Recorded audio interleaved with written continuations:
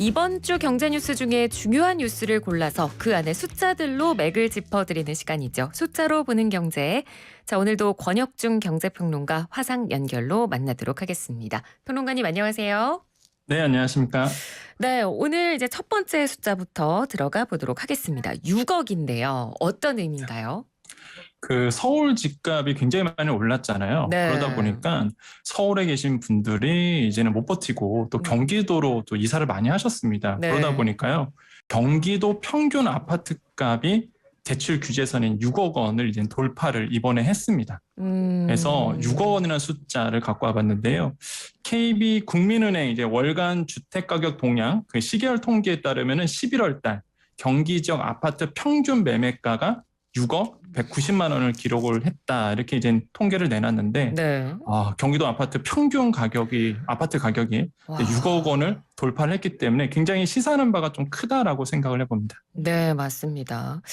경기도 아파트 값이 그러면 그동안 어떻게 올라온 건가요?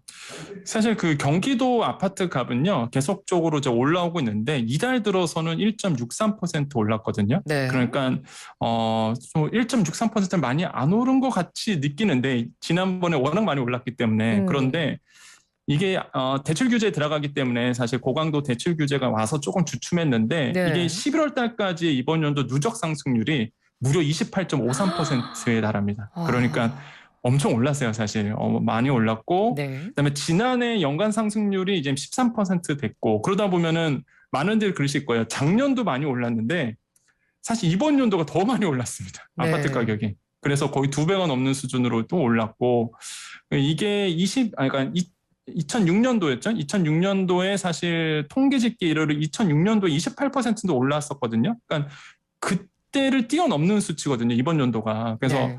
야, 이게 경기도 아파트 가격이 많이 오르고 있는 지금 추세라고 볼 수가 있겠고요. 네. 이 통계를 보면 아마 더 놀라실 수 있습니다. 그 지난 4월이었어요. 이번 연도 4월, 그러니까 지난 4월이죠. 이번 연도 4월에 이게 이제 5억 원을 처음으로 넘었습니다. 네. 그런데 제가 금방 말씀드렸잖아요. 11월 달 기준으로 6억 원이 넘었다고. 네. 그러면은 7개월 만에 이게 1억 원이 오른 거거든요. 와. 예, 그래서 이게 상승폭도 굉장히 빠르게 지금 오르고 있구나라는 거를 통계만 봐도 굉장히 잘 보이고 있다라고 생각을 해봅니다. 네. 뭐 통계를 봐도 그렇고 아마 네. 실질적으로 피부로 와닿게 느끼시는 분들도 많을 것 같습니다. 그렇지 않아도 네. 어제 저도 가까운 분이랑 이야기를 하다가 그분이 네네. 경기도에 거주하고 계시는데 이사하려고 집을 알아보시다가 네. 너무 집값이 올라서 결국은 이제 맞아요. 아파트를 포기하고 빌라를 생각하신다고 하더라고요. 네. 그만큼 보통 이제 집값이 오르면 이유가 있게 집값이 오르는데 요즘 뭐 경기도의 집값 오르는 거 보면 이유가 딱히 없는데도 계속 이렇게 뭐 매일매일 확인하면 매일매일 오른다는 느낌을 받으니까 네네. 와, 참 이게 정말 집값 오르는 게 무섭다고 느껴질 정도인데요. 혹시 네네. 경기도 안에서도 좀 지역별로 특징이 있을까요? 예, 지역별로 좀 나눠질 수 있습니다. 이게 오산 같은 경우가 있는데 올해 아파트 값이 얼마나 올랐냐면 47% 올랐어요. 거의 이거는 2배네요. 오른 게 아니라 네. 거의 급등이라고 봐야 되거든요. 네. 그러니까 이게 경기도뿐만 아니라 전국으로 봐도 오산 쪽 아파트가 제일 많이 올랐습니다. 상승률 1위 기록을 했고요. 네. 시흥시가 41% 정도 올랐고요. 그다음에 동두천시 39%, 안성시 37%, 의왕시 36%, 평택시 34%, 군포시 32%, 수원, 고양, 화성, 남양주시 이게 30%가 다 넘어갔거든요. 예. 근데 제가 이렇게 딱 하나하나씩 불러드는 지역을 딱 보시면 공통점이 하나가 있습니다. 바로 GTX죠. 네, 수도권 광역 급행철도라고 부르는 이 GTX 소재가 있는 쪽은요, 거의 뭐 상승률이 이번 연도 와갖고 30% 올랐다라는 거. 네. 네, 그래서 이제는 아무래도 교통편이 편리해지다 보니까 뭐 실수요자도 그렇지만은 이제는 투자하시는 분들이 이쪽에 이제 많이 투자를 한 것으로 이제 보고 있습니다. 그래서 지금 이 중심으로 해서 경기도 지역 아파트 값이 상당히 많이 올랐다라고 이제 분석이 됩니다. 네. 그러니까 GTX의 어떤 기통 기대감과 맞물려 있는 지역들, 그런 네. 지역들 지금 가격이 올라 있고, 근데 인천도 굉장히 많이 올랐다고 들었거든요. 네. 어떤가요? 올해 들어와 갖고요. 17개 시도 집값 상승세 굉장히 좀 많이 오르고 있는데 네. 그중에서도 인천이 무섭거든요, 사실. 어, 이게 31.47%가 오른 것으로 됐어요. 올해 네. 1월부터 11월까지. 근데 이게 통계 집계한 이후에 이번에 처음으로 상승률이 30%를 넘어섰거든요. 그러니까 딱 보면은 구별로 보면은 연수구 상승률이 40% 넘어갔고요. 네. 계양구, 부평구, 서구 이런 순으로 나오는데 여기도 특징이 있습니다. 음. 이게 송도, 그다음에 청라, 그다음에 3기 신도시 이렇게 아. 이슈가 있는 지역만 사실 올랐거든요. 네. 그래서 인천도 굉장히 그 고가 아파트와 저가 아파트의 편차가 음. 굉장히 좀 그게 좀 크게 벌어지고 있는 부분이 눈에 많이 띄고 있습니다. 네. 무엇보다 중위 가격이 4억 원이 넘었다는 게 저는 좀 시장에 던지는 시사하는 바가 크다라고 볼 수 있겠는데 네. 보통 우리가 아파트를 얘기할 때 평균 매매 가격을 보통 많이 얘기합니다. 그런데 네. 아시겠지만 평균에 함정이 있죠. 만약에 이렇게 저가 아파트들이 많고요. 그다음에 고가 아파트는 너무 고가라서 평균을 끌어올릴 수 있거든요. 그럴 수 있죠. 근데 네. 중위 매매 가격은 사실 아파트를 처음부터 끝까지 쫙 나열한 다음에 중간에 있는 가격을 얘기해요. 근데 이 중위 매매 가격이 4억 원을 돌파했다는 게 인천 아파트가. 그래서 음. 인천도 또 사실 많이 올랐구나. 이런 것도 우리가 볼 수 있습니다. 네. 그러니까 이렇게 뭐 이렇게 차근차근 오르는 것도 사실 오른다는 것 자체가 무주택자들한텐 버거운데 이렇게 네. 한 해 동안 너무 갑자기 많이 올라 버리니까 집을 네네. 마련하려고 하는 분들한테는 너무너무 지금 부담스럽고 뭐 대출을 받고 싶어도 지금 대출 규제도 자꾸 조여드니까 너무 지금 네. 방법이 없다, 고민이 많다 이런 이야기들을 맞습니다. 많이 하실 것 같은데 근데 이 6억 원을 대출 규제선이라고 하더라고요. 이게 왜 그런 건가요? 이게 대표적인 서민 주택담보대출, 우리가 보통 이제는 정책자금을 얘기하는데 이 보금자리론이 6억 원 이하일 경우에만 혜택을 받을 수 있습니다. 아 그래서 보통 네. 우리가 시장에서는 이렇게 6억 원 기준으로 많이 보거든요. 예. 그래서 이제는 이 6억 원이라는 아까 제가 말했던 시사하는 바가 크다는 게 보금자리론 6억 원을 뛰어넘었으면 이 음. 정책 자금을 받을 수가 없는 거예요. 그러니까요. 예, 네. 서민 대표적인 주택담보대출이거든요. 음. 이 주택담보대출 받을 때 이제 보금자료를 많이 받는데 이게 부부 합산 연소득 7천만 원 이하신 분들, 네. 신혼부부는 8,500만 원 이하신 경우, 또 무주택자였다는 조건이 있고요. 6억 원 이하일 때는 이 최장 40년 동안 나눠서 낼 수 있습니다. 그러니까 네. 정말 대표적인 상품이고 음. 금리도 저렴해요. 뭐 지금 뭐 2에서 3%대 고정금리니까 저렴하네요. 예, 지금의 고정금리로 따진다 그래도 굉장히 유리한 금리고 그것도 네. 40년 동안 최장 40년이니까 굉장히 부담도 덜 하시거든요. 그쵸. 그래서 이런 것들이 이제 6억 원으로 돼 있다 보니까 시장에서는 이제는 6억 원 기준 이런 얘기가 이제 많이 나오게 됩니다. 네. 그러니까 이거 이렇게 되면 이 대출 규제선 6억도 올려야 되는 거 아니냐 뭐 이런 얘기도 지금 충분히 나올 맞습니다. 법한데 근데 네. 저희가 지금 알고 있는 대표적인 그 서민 주택담보대출이 보금자리론이잖아요. 네네. 이거 말고 혹시 뭐 은행권 말고도 좀 서민들이 받을 수 있는 주택담보대출 저희가 모르는 게 또 있을까요? 네.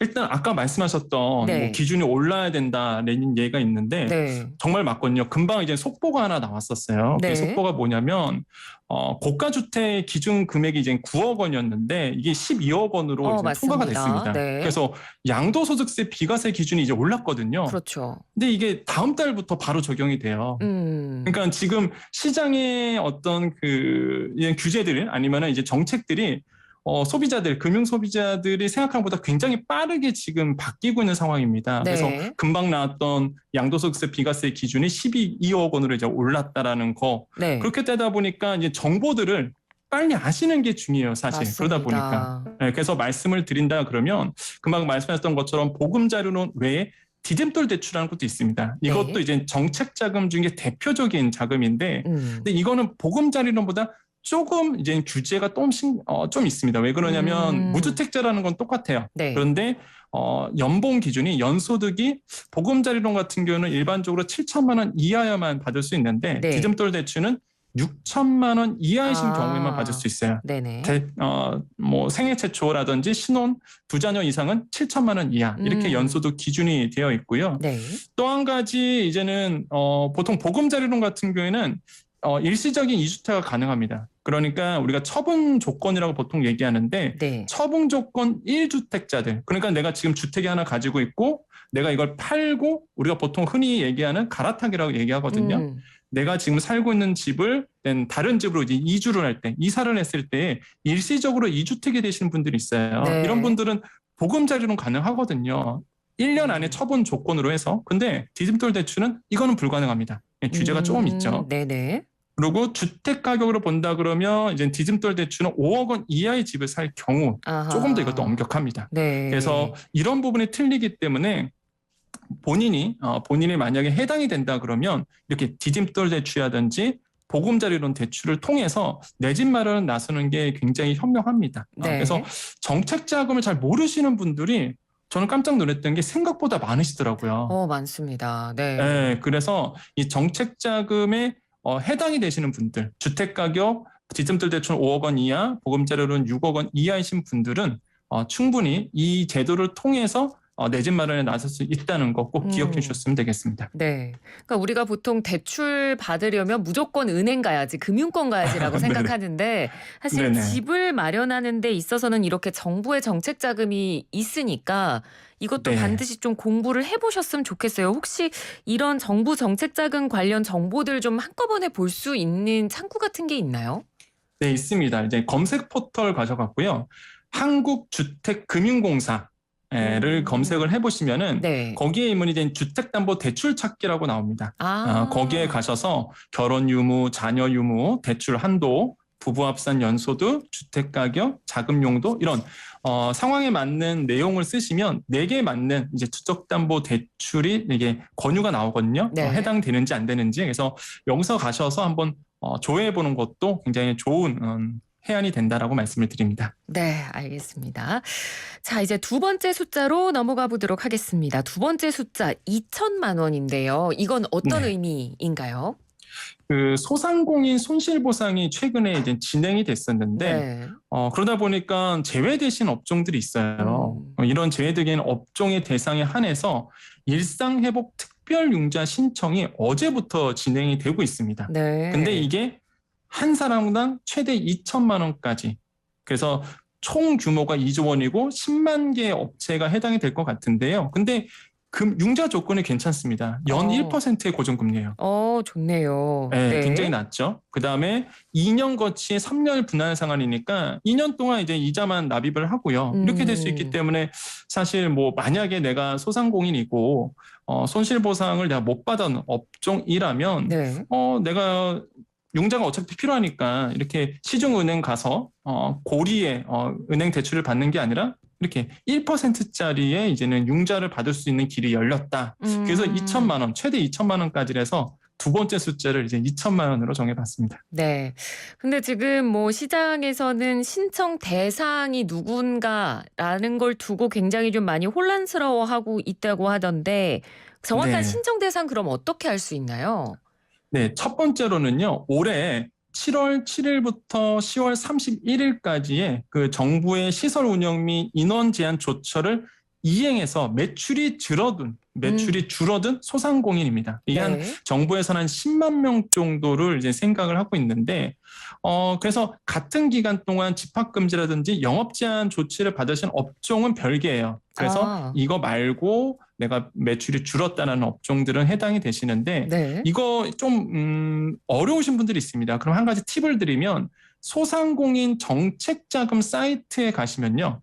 거기에 가시면은 대상 업종 확인하는 칸이 바로 나오거든요. 여기 가셔서 내가 어느 지역이고 그다음에 내 업종이 어디인지를 선택만 하면 내가 해당이 되는지 안 되는지 확인할 수 있습니다. 저도 어제 가서 해봤는데 저는 해당이 안 되더라고요. 네.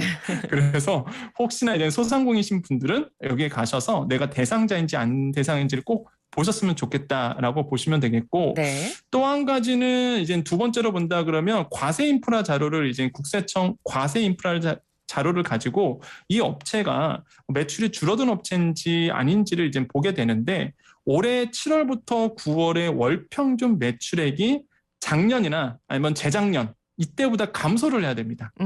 그래서 실제 매출이 감소되어야만 해당이 되고요. 네. 그럼 이런 분들이 있어요. 나는 지난해 9월에 창업을 했다. 아니면 9월 이후부터 올해 5월 사이에 개업하신 분들이 있잖아요. 그러면 네. 기준점이 없어요. 작년 매출이 없기 때문에 또 그렇죠. 재작년 매출이 없기 때문에 이런 네. 분들은 올해 7월과 9월의 월 평균 매출액과 이거를 어디로 비교하냐면 4월에서부터 6월 매출액. 네, 그래서 네. 요거를 비교해서 줄어들었다 그러면 지원 대상이 됩니다. 그럼 여기서 또 얘기가 나옵니다. 아니 그러면은 올해 개업한 분들. 6월 네. 그렇죠. 올해 6월 이후에 창업하는 그러니까 한마디로 최근에 창업하신 분들이죠. 이런 분들은 그러면 난 못 받느냐? 그래서 올해 6월에서 10월에 개업한 소상공인 같은 경우에는 조건 따지지 않습니다. 그냥 매출 감소 여부 따지지 않고 확인만 되면은 바로 이제 대출을 받을 수 있도록 해놨기 때문에 네. 최근에 혹시나 이제는 창업을 하신 분들 이런 분들 중에서 내가 해당이 된다 그러면 뭐 융자를 또 받을 계획이 있다 그러면 은행 가지 마시고요. 차라리 이렇게 정책 자금 1%의 정책 자금을 받으시는 게 대출을 받으시는 게 훨씬 더 유리하겠다라고 말씀을 드립니다. 네, 개업 날짜에 따라 조금씩 달라진다는 거 기억하셔야겠고 그리고 내가 네. 대상 업종인지는 소상공인 정책 자금 사이트에서 확인하실 수 있다는 거 알아두시면 될 것 같습니다. 네. 그럼 만약에 뭐 이 기간 중에 너무 코로나 때문에 사정이 어려워서 휴업을 하시고 계시는 분들도 계실 테고 네. 아니면 아예 폐업하신 분들도 계실 텐데 이런 분들도 네. 혹시 그럼 대상자가 되나요? 너무 아쉽게도 휴폐업자는 지원 대상에서 제외가 됩니다. 네. 현재 이제 사업을 안 하고 있다라고 판단을 하고 있는 거고요. 또 제외되는 부분이 세금 체납을 하셨던 분들, 아니면은 금융기관의 그 연체 기록이 있으신 분들, 그러니까 연체자이신 분들 현재 네. 이런 분들은 이제 제외 대상이 됩니다. 알겠습니다. 자, 일상회복 특별융자 이건 어떤 특징이 있는 건가요? 굉장히 중요한 부분인데요. 네. 이게 첫 번째로 본다 그러면 소진공, 그러니까 소상공인 시장진흥공단이라고 얘기하는데 이 소진공에서 별도 대출을 받으신 분들이 있어요, 이미. 네. 근데 이거에서 중복해서 받을 수 있습니다. 한마디로 소상공인 분들은 다 아세요. 이게 어떤 내용인지. 왜냐면 내가 기존에 받았던 대출이 있는데 이 소진공에서 네. 근데 이거와 별도로 해서 중복해서 대출을 받을 수 있는 부분이 좀 특징을 가지고 있고 두 번째로는 우리가 DSR 많이 들어보셨잖아요. 네. 총부채 원리금 상환 비율이라고 해서 이 DSR과 별도로 한마디로 이거와 무관합니다. 이것도 장점이네요. 네, 이것도 큰 장점이죠. 사실 내가 뭐 신용대출이 있다든지 부동산 담보대출이 있으면 이거와 무관하게 사실 대출을 받을 수 있기 때문에 이런 것도 좀 특징을 가지고 있고 네네. 마지막 세 번째가 가장 중요합니다. 이게 무시무시해요. 네. 선착순입니다. 선착순이에요?